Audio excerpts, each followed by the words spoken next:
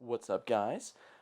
Just hanging out in the HQ, the layer here over at Man-Made Productions. I don't know if you can see that background there. Finals are done. Wrote the last one yesterday, so I'm just enjoying the spoils. What I thought I'd share with you guys today is just some structural aspects, how I approach test taking in hopes to obviously, do better on that test and make the most of those quintessential minutes or hours or however long the test is that you're in there, because it is a little unfortunate that so much weight can be put to such a small time frame. So I'm hoping to help you make the best of that. So here we're going to go. We're going to go through 6 quick tips that you can start applying right away the next time you go to take a test to hopefully optimize your performance. So tip number 1 I would like to share with you is that you take 60 seconds, take 1 minute right at the beginning of the test time when all is quiet and the pencils start to scratch, that you take that first minute to just take a few deep breaths, close your eyes, or maybe you don't have to close your eyes, but meditate if you know how to meditate, or just take a few deep breaths and focus on your breath. This has actually been proven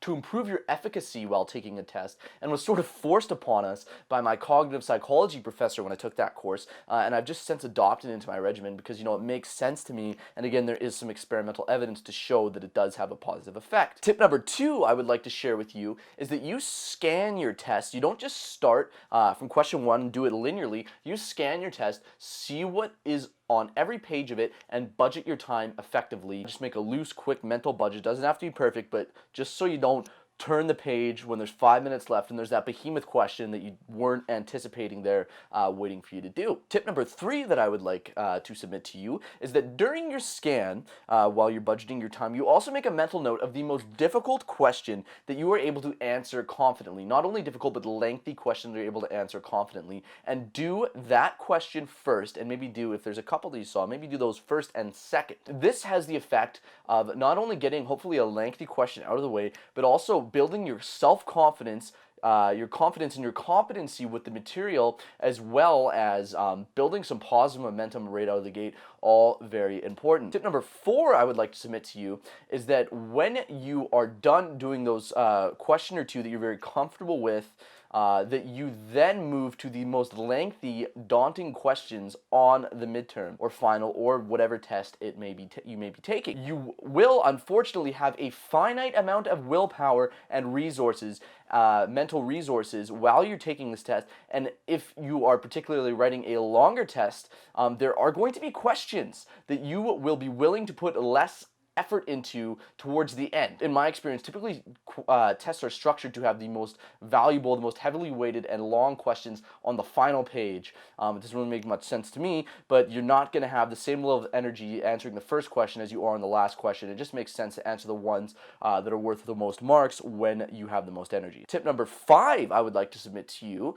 kind of playing off the same concept here, is that you not only do a review at the end of your test, just to make sure that you answered everything and that you're sort of confident in your answers, do you actually review as you go? And the reason this is going to help you is because, again, you're going to have more mental energy, more willingness to actually do the thing during the earlier stages of the test, and even if some of that is dedicated to reviewing your answers, that will also help you. On top of that, this consistent review will hopefully help you realize little pieces of morsels of information in parts of the test that you can use to answer other parts of the test you might have not had originally. You probably know what I'm talking about. Oftentimes teachers will allude to answers given earlier in the test for whatever reason they think they're being tricky. Tip number 6 I would like to give to you is that you cover the biological aspects of it. Now, you've heard this before. I'm going to say it again.